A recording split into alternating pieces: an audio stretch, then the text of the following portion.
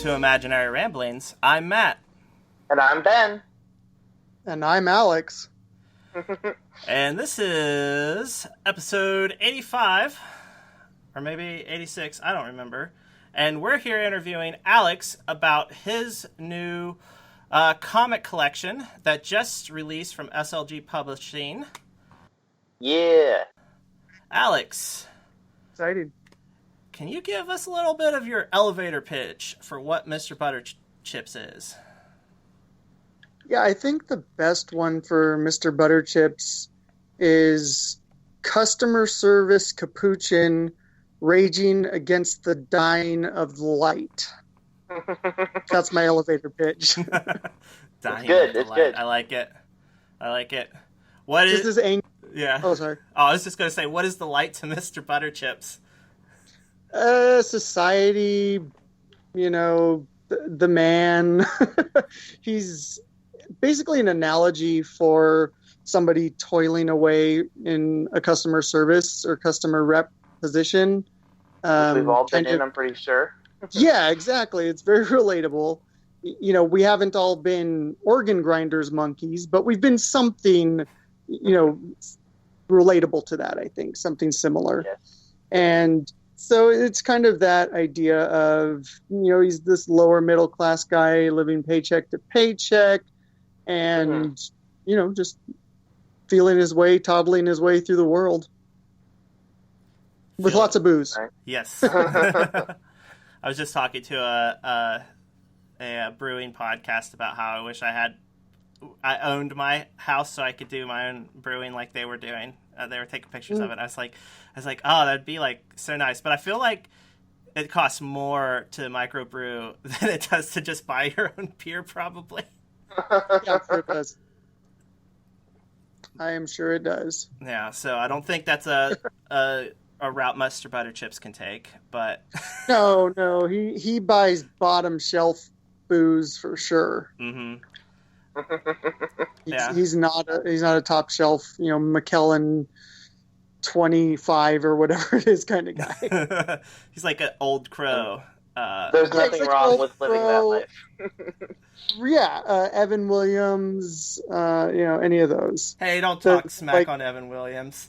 No, I'm not. I used to drink that all the time. It's very, very relatable. It's a parallel with my own life. I had to stop Old Crow after if it makes me, once it's made me throw up, I generally won't drink it again. I think that's a fair gauge. Yeah.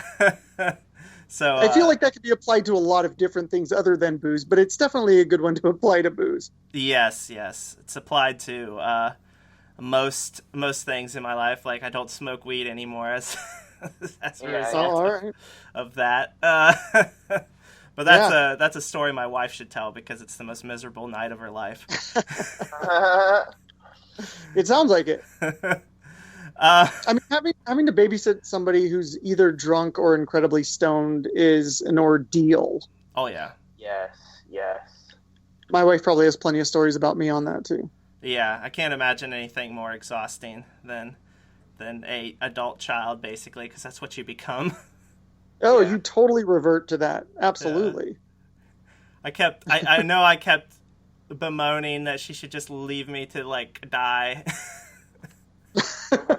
And then at the same time, as soon as she would like stop rubbing my back, I'd be like, no, don't stop. Don't leave me. Yeah. No, I've been there. Mr. Butterchips has probably been there. Oh yeah, for sure. It's a rite of passage to some degree. Mm-hmm. Yes. So how long have you been like semi-professionally or professionally making comics? Seriously, in earnest, since about 2015. 2015. I got back into comics in my early 20s. So for me, that was 2002, 2001, somewhere around there. And I initially began trying to get a comic strip syndicated for the newspapers, which is actually where Mr. Butterchips originally came from too. And so I took a couple different detours, and then in 2015, I was kind of taking stock of what I was doing and realized I was trying to do far too many things. I was pursuing 2 or 3 different creative outlets, and they were all full-time endeavors. So I realized I really needed to just kind of trim the fat, find the one that I felt that I was maybe more inclined to actually turn into a career, and started really focusing on comics. So yeah, it was about 5 years ago that I really sat down and started producing the amounts that it takes to get some recognition. That's awesome. Yeah. Nice. Yeah. And so it started with Decades of Inexperience, my other webcomic, and then Mr. Butterchips was revived from a couple of other incarnations in 2016. Mm-hmm. Mm-hmm. Been going strong ever since. Yeah. Nice. Yeah, I've made it most of the way through Decades of Inexperience, but I did completely read Mr. Butterchip's collection. Nice. And so, how much of that final, and I don't want to spoil it too much, but how much of that final 22-page comic in the collection is based on actual experience? We'll say it's inspired by true events, and I use that in this very same tenuous way that they do for TV shows and movies. So it's definitely kind of based on a night out I had with my wife and a couple buddies in San Francisco. I think it was last year, actually. Mm-hmm. And that was the inspiration. So I think we can say, without spoiling anything, it's essentially that story is like an acid trip through San Francisco. Yeah. And I think that's pretty spoiler free. Yeah. So that was definitely informed by actual events. It was really funny. It was worth it just for that. Good. Yeah, and the idea behind that, too, is I wanted to do something that was a little bit more long form with Mr. Butterchips. Plus, it gave some incentive to buy the collection, because it's not just the 45 strips that are available online. It's also this other story that is literally only found in the book. Right. Do you think you'll do more long projects like that? I think right now that kind of depends on SLG. If they want to do more, I probably would, because I've been enamored with this publisher for a long time. They were incredibly active, or they stopped being as active a few years back, but they're very well known in the comic book industry, and one of the coolest and biggest sort of alternative or indie publishers around. And so this was kind of a full circle moment for me, which was kind of nice. And if they want to do more books, I will absolutely 100% do that. But otherwise, otherwise I'm doing things like Decades of Inexperience. I have a literary agent who we're pitching some graphic novels. So time constraints will also play into doing more long form Mr. Butterchips as well. Yes, saw that was yesterday, right? That you posted that you put the big push on your agent's desk. Is that right? Yeah, I compiled all of the pitch materials for the new book, and got a response from him today that he was rather pleased with it, which is always nice to hear. Good, yeah. Probably go out on submission with that pretty soon. That's exciting. Nice. We might have you on again soon then. Yeah, that'd be excellent. Yeah, I'd be happy to. But yeah, and I think having the book out honestly bodes well, for me too, because we can use that as a selling point. Yeah, for sure. So it's kind of fortuitous it came out right now. Mm-hmm. Yes, yeah. Mm-hmm.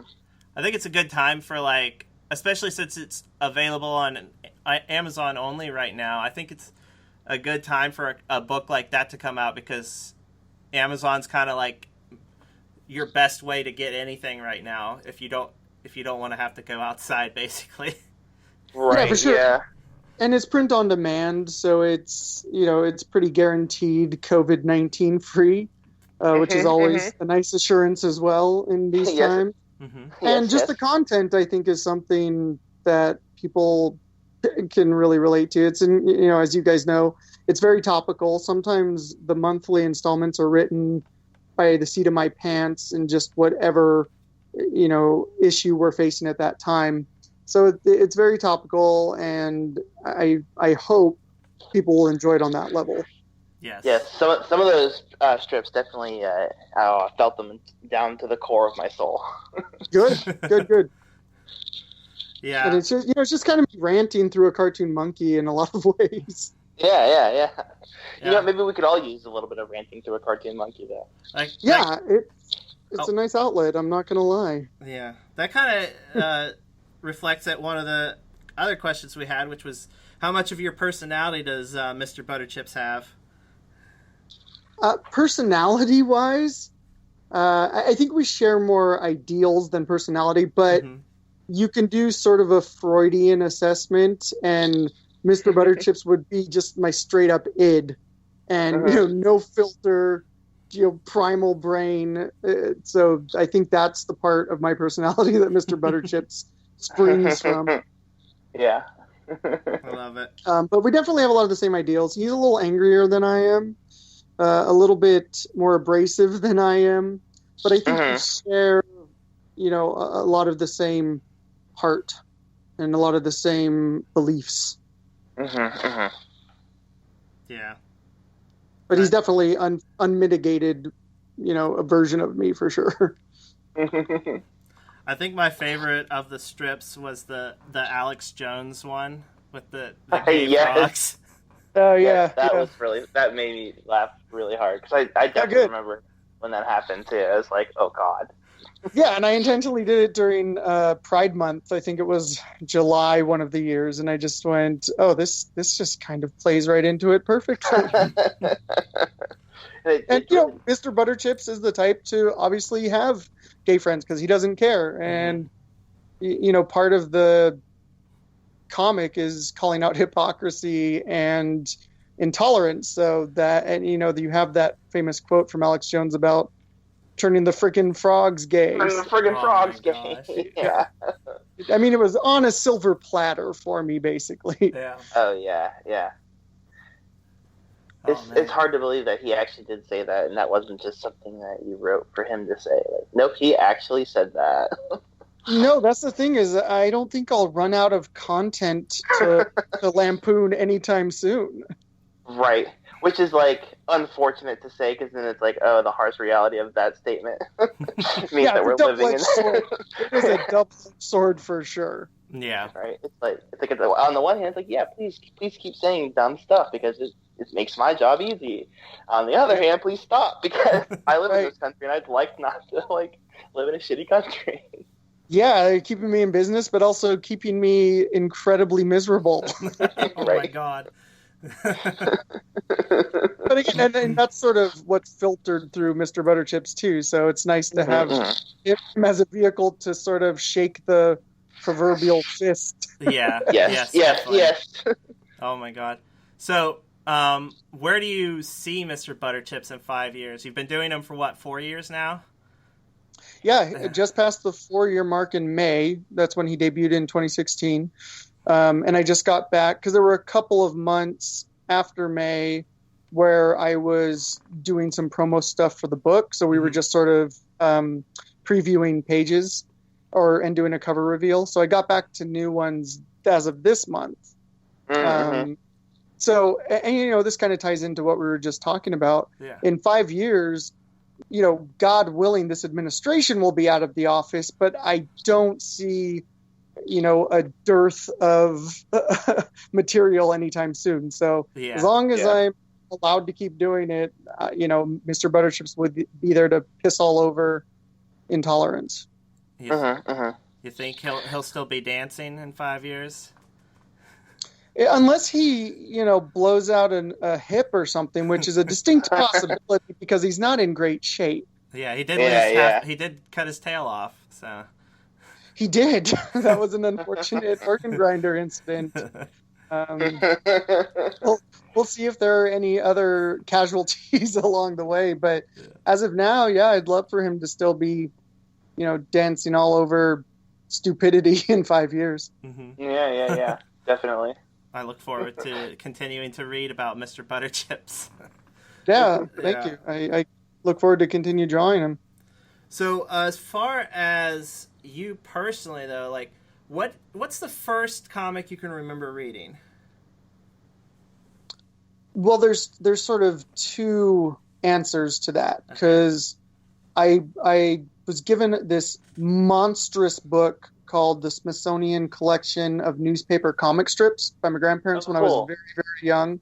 So one of my first memories is reading that book with, the old Dick Tracy by Chester Gould and, Roy Crane doing Captain Easy and, Walt Kelly's Pogo and all of those. But as comic books go, there was an issue of Amazing Spider-Man where somebody had taken Peter Parker's suit and web slingers and was committing all these crimes. So Spider-Man it was basically Spider-Man versus Spider-Man, because he had to don the black suit to go fight this guy full in his suit. And I can't remember what number it is right now. It escapes me, but that was the first book I really, truly remember reading. Huh. That's awesome. That was probably 6 or 7. Mine was like an issue of Wolverine I bought at the library as far as comic books. It was just like randomly in the library book sale, and I got nice. it. Yeah, and it was just nice. Wolverine versus it was one of his like samurai storylines, because he was like fighting this guy in a red samurai mask, and it ended up like he was somehow from Wolverine's backstory, and he was teamed up with now my nerd cred's completely out the window. What's the Flaming Skull guy? Ghost Rider? Ghost Rider, yeah. He was teamed up with Ghost Rider in that issue. Nicolas Cage? Nicolas Cage, yeah. Nicolas Cage. Well, and the thing is, though, with Wolverine, it's hard to remember who he fought sometimes, because he's basically fought everybody. Mm-hmm. Yes, right. So I don't fault you for that. Yeah, but that was the first comic book I remember reading. Okay. As far as Sunday morning comics, I think it's got to date back to like I was reading Prince Valiant. I think was probably my favorite to read back in the day. Hal Foster, man. Hal Foster's illustrations were phenomenal. Yeah. Oh, I actually have a third answer. Ooh. Come to think of it. So I stopped drawing and reading comics when I was about 9 or 10. And I didn't pick it up again, as I said, until I was in my early 20s. And what got me back into it was I saw Chasing Amy by Kevin Smith. And I had come to the conclusion that I was never going to draw comics, because I was used to seeing, illustrations by people like Todd McFarlane, Jim Lee, these illustrations that are just drowning in line work and completely photorealistic. And I knew I would never accomplish that or achieve that. Yeah. So I saw Chasing Amy when I was about, like I said, 20 or 21. And there is the fictional Blunt Man and Chronic comic book in that one. And the artwork, yeah. So the artwork was done by the very much not fictional Mike Allred, and so I discovered Madman through that movie, which completely altered my course as far as comics went. That's awesome. Nice. Yeah. So I have 3 answers. Sorry. No, that's great. I think that's what's so interesting about media, because I was having a conversation with some less tolerant people that I know the other day. About they were upset because somebody was on Reddit asking for books that were written by non-white people, non-white men, non-white cis men, Sure. And they were wanting books written by them, and they were like, how can you imagine wanting to like have something written and you only will read if it's by some specific author or type of author or whatever? And I'm like. That's literally because they were talking about how we're losing freedom now. White people can't write books. I'm like, that's not what they're saying at all. No, it's not. I'm like, absurd. That's not what they're saying at all. It's about there will be an author that will speak to you, and it's more likely to be an author that has like a similar walk or something like that. Just like how that particular movie had that comic illustration that spoke to you, and that's what moved you to get back into comics. It's Yeah. Yeah, I mean, for me, it's a little bit different. It was finding a comic artist whose style was a little bit more open, a little bit more on the cartoony side. And for other people, if you're a member of the Black community, it's in both cases, but sometimes more serious for people of color and women and things like that. It's about the representation. Exactly. And if you're a person of color or a woman or a member of the LGBTQ community, a straight white man is not relatable to you. That's not representation. And the fact that people don't understand that blows my mind. Exactly. Yeah. And comics don't exactly have the best history as far as representation goes, if you're looking at the old, Marvel and DC comics. No, they don't. And that's starting to change now. And I just spoke about this with another friend, that specifically the trade publishers who have really glommed on to graphic novels and have their own imprints now, the diversity there and the representation there is staggering. It's absolutely wonderful.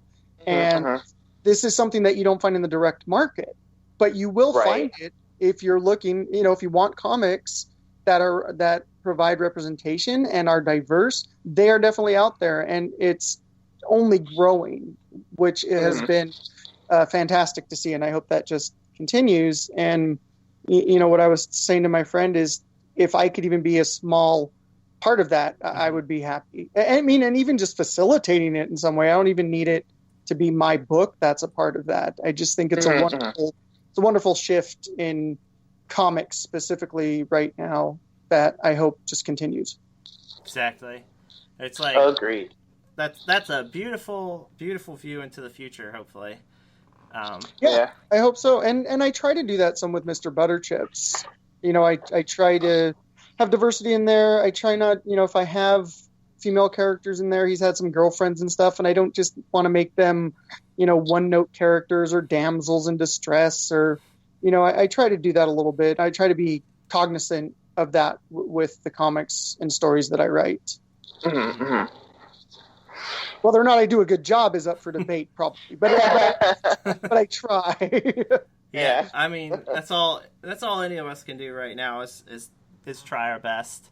Yeah. And be open and listen and, promote the voices that have been subjugated for so long. Exactly. And as long as we're doing that, as long as we're doing the best that we can to do that, I think that's okay. I agree. And if it doesn't work, you can always see what didn't work about it and come back and fix it. Yeah, and the beauty of it is you keep learning. If you do something that you think is helpful, and a friend of yours that's a person of color or whatever group that you were talking about tells you that may not be the most helpful and gives you an idea as to why, well, then you've learned something and you can change that going forward. And there's nothing wrong with that, because none of us are perfect. We're going to make mistakes, but as long as your heart is in the right place and you're open to continually growing and adapting in those ways, then you're doing okay. Exactly. It's the biggest thing in it for me is why tell people what they should like? Why tell people what they can like? Why tell people who can write this, who can write that? It's, that's what they're talking about when they're saying they shouldn't ask what race the author is or what sexuality the author is. They should just read it because it's a good story. I think that the opposite, that saying that they can't ask that they shouldn't care about that is taking away their freedom. And I don't think people really realize that. Just the same way, I'm going to read a book by a man or a woman. If I was, if I was a completely different person and I had a different background, I would probably want somebody that wrote my background. For example, there's not a lot of stories that represent people from Appalachia very well. And when I find those stories, I enjoy them, Yeah, you latch on to them because it's a positive portrayal, whereas, and there's a long sordid history of, Muslims or Sikh people being, used as terrorists only, or Oh, those yeah, kind yeah. of portrayals that are just these absolutely damaging tropes. So now that more positive stories are revolving around different people, it gives people in that community something to look up to and something to relate to, and that's how it should be. And like you said, we shouldn't tell people what they necessarily should or shouldn't read unless we're talking about Mr. Butterchips. Yeah, you should definitely read. You Mr. should read that. You should. For sure. You should. Speaking of those like stereotypes too, have you ever noticed like the Nigerian bad guy's a pretty popular one too in a lot of movies? Right. Sure. Same idea. Yeah. Yeah. Yeah. But back to Mr. Butterchips for a moment here, at least. Where you write it for what's the name of the magazine again? It's going to sound very contrived, and I make this joke all the time, but it wasn't. The magazine is called Drunk Monkeys. And that so it was just kind of a match made in heaven. Yeah.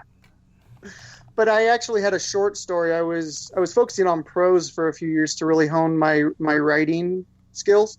So that magazine had published one of my short stories, and when I started transitioning back into comics, I approached the editor and kind of pitched the idea for Mr. Butterchips, and he was all for it. So, and the rest, as they say, is history.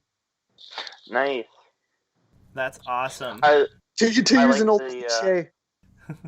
I like the story of how he got his name too from your mother's favorite pickles. Yeah, that was about all the thought that went into it. Well, plus the fact that anytime an animal, like a companion animal, is named Mr. or Ms. or whatever, something, that's inherently funny. Because That's what do you true. need? You need a formal title for a companion animal. That's just hilarious. Yeah. Mm-hmm. And then he's this aggressive, hostile, in your face character, and he's named after pickles. That's also very funny to me, and it makes me giggle, and it doesn't necessarily have to make everybody laugh, but it always gives me a little bit of a chuckle. Yes, I agree. I think it's a great name. I think it gives you a nice juxtaposition to the way his character behaves. Absolutely, 100%. Yeah, I mean that was kind of the idea behind it, and yeah, it's a little nod to my mom. I don't know how thrilled she is about having Mr. Butterchips be the homage to her favorite pickles, but it's definitely a loving. It's meant in a loving way. That's all that matters. Yeah, she certainly doesn't want Butterchips to be her legacy, and I understand that. Yeah. We'll see how it goes. Yeah. Maybe the greatest thing I ever do. I don't know. Hey, you never know. Maybe. Stuff goes very differently than you will expect usually. No, that's very true. I mean, I never expected to have a comic like Mr. Butterchips. And I think you go in to when you're first venturing on something like a creative journey, I think you do have some specific ideals or preconceived notions about what's going to happen. Mm-hmm. And typically none of those come to pass. I think it's very rare that they actually would, but I certainly never envisioned something like Mr. Butterchips happening. Mm-hmm. But it's been fun. I mean, it's been a blast. And like I said, I do hope to continue producing the strip. I hope you do too.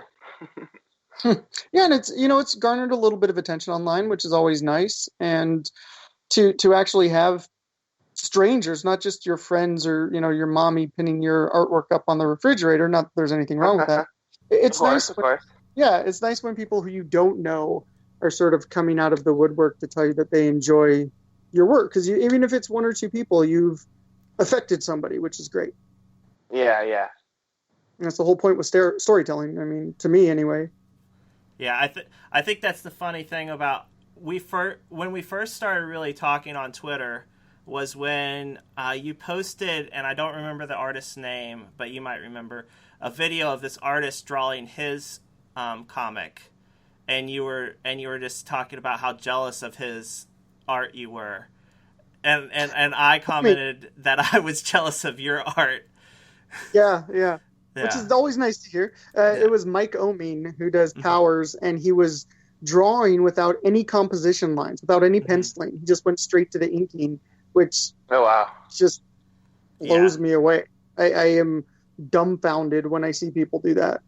It kind of makes my asshole clench a little bit. It's very nerve-wracking for me to think about straight to inking. Yeah. It's like people that do their crosswords pen. Yeah, so I'm for sure envious of that kind of skill. Yeah, I mean, I don't know. Everyone's different. I think one of the things that I like the flow of your lines, which I don't know if that's a weird thing to say, but as an art student that's turned into mostly retired from art, my line strength was one of my biggest weaknesses in art school. And it's funny because I didn't start teaching myself inking until I was probably 25 or 26. I'd always just drawn with a pencil when I was a kid, when I had drawn before. So it was a pretty steep learning curve. And I initially was trying all of the, time-honored practices with a brush and with a quill, and I was horrendous. So I found these pens called microns, which have a pretty flexible nib that you can sort of mimic a brush. You could do sort of the variance in the lines. And so people have commented on that. And, for me, as an illustrator, yeah, that's great to hear. I don't think that's weird at all. Yeah. Well, I'm glad that it made sense to you. Yeah, I actually that's what I try to use is microns, but I'm not nearly as good with them. It takes a lot of that whole 10,000 hours to become proficient at something. And again, I don't think I had put in that time before 2015 and doing the weekly web comic, which is Decades, and then the monthly one, which is Butter Chips, a handful of short story comics for some literary magazines, a couple of graphic novel pitches. That was certainly cutting my teeth and putting in the time for that. Oh, yeah. So I'm at a point where I'm somewhat happy with my skills. And it's one of those things that I think everybody, and I think we touched on this before, it's one of those things where hopefully you're always progressing. Yeah, exactly. When you're not progressing, especially with art, you're digressing. Yeah, and I don't see the point in it anymore. If you're not learning something and if you're not expanding your skill set, then what are you doing? You're being complacent art is dull. For sure. For me, anyway. Yeah. No, I agree. Yeah. Maybe I sound like a pretentious asshole right now, but it would be really boring for me to just do the same thing over and over again and never have any variance in the way that it was produced. Well, that's good to hear from a fellow artist, because that was the one thing I always struggled with in art school is there was I don't know if you can relate to this, but there's the people you see that just know their style from day one, it seems. Yep. And I that was what I was always the most envious of. I was like, how did they find their style? How did they find this is how I make art? And they, of course, they would get annoyed with me because I would be doing something in this style one week and then I'd be doing something in a completely different style. And so maybe they were thinking how does he not have how is he all over the board? I don't know. But for me, I was always just man, how can they reproduce that same image so well, in so many different ways? Yeah. And for all you know, they admired that you could switch it up so easily too. I mean, you never know. But for me, if it makes you feel any better, it took me a long time to find the style that I employ right now. And I've been told it's a fairly, individual style, which is nice to hear, a recognizable style. But it took me a long time to, actually whittle that down. So hopefully, if it makes you feel any better. Yeah. Oh, yeah. Yeah, I definitely It definitely does, and I liked. I definitely think you do have a unique style. There's like an extra level of detail beyond like what you would see in similar art styles, and I think that's what kind of like sets it apart, if that makes any sense. Yeah, to me, to me at least. Well, I was really inspired by an artist named Tom McWhinney. He used to do this comic series called Roachkill, which was a short-lived sort of sci-fi dystopian future book. Mm-hmm. But he also did a couple issues of the Teenage Mutant Ninja Turtles, and one thing that I saw that he was doing was he would always slip in these sort of jokes in the background. So, you'd have a picture of Mickey Mouse, or I mean, that's not what it was, but it was just little nods or Easter eggs that he would slip in the background that I always found really funny, and I tried to utilize some of that. Yeah, that's the most important thing in like writing and creating art, is that you're always looking at other artists to inspire you or other writers to inspire you. I think it's great when someone can be like, oh wow, you did so good, I love this, and it'd be like, oh well, I did this partially because of this person, and you're now introducing someone else to this other person, and it comes full circle kind of in that way. Yeah, totally. And there's that great quote, I think it's commonly misattributed to Picasso, but it's and it's been spewed by various people, but it's paraphrasing, good artists copy, great artists steal. Mm-hmm. so I'm fine with that. Yeah, I will continue ganking different things from different artists that I like, as long as people continue to think that I have a unique style. Well, but that's really what finding a unique style is too. It's having all of your separate influences, wearing them on your sleeve, putting them in a blender, and hitting frappe. I like that. I like that a lot. All right, so I want to let everyone know that your book's $9.95 on Amazon US. Yes, it is. And I ordered mine, I think it was last Friday, and I'll be getting it this Friday, because you did say it's print on demand. Correct. So it looks like it's just about a week wait time total between printing and shipping. So that's not too bad. Yeah, that seems to be what I'm getting from other people who have ordered it too. Mm-hmm. And so that seems to be consistent. Yeah. And it's also pretty straightforward on Amazon when you order it, that this is the date you'll expect it, and that was pretty accurate.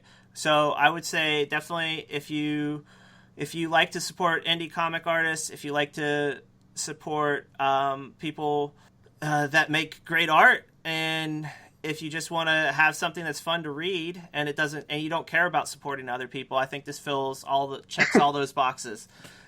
I am okay with people not supporting anyone else but me. Yeah. If you just want to write Alex a check, I'm sure he'll let you do that too. Yes, I will give out my PayPal for anybody who's interested, and if you want to just send me money, I will not turn that away, because I feel like that's just rude. Yeah, no, right, definitely. Right. So I'm not saying you should send me money, but you can. Is there any final sort of shout outs or other pimping yourself out you want to do before we wrap this up?